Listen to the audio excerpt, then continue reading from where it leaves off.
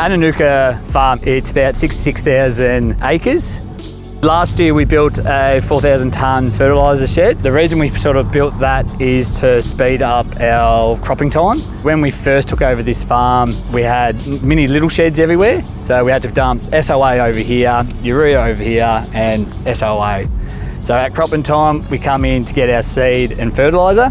Now we've moved all that from 3 different locations into one, and now that has speeded up by nearly 2 hours. And it actually is better for the truck driver as well, because he doesn't have to spend a couple of hours driving around just to pick up a couple tonne. A couple things is that when fertiliser price is low, we can actually buy it and store it. We can buy it in bulk as well. Previously we could only put maybe a couple 100 tonne in a shed.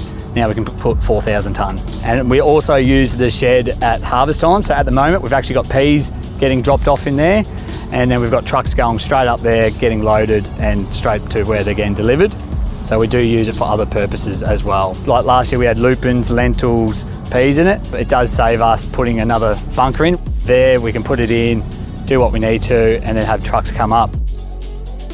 We are in the process of getting quotes for grain sheds and more silos, and then we'd actually have nearly all our grain on farm, and then head office would market their grain and sell it when they need to. We need to basically keep our grain good, but we also need to make sure our workers aren't doing anything dangerous.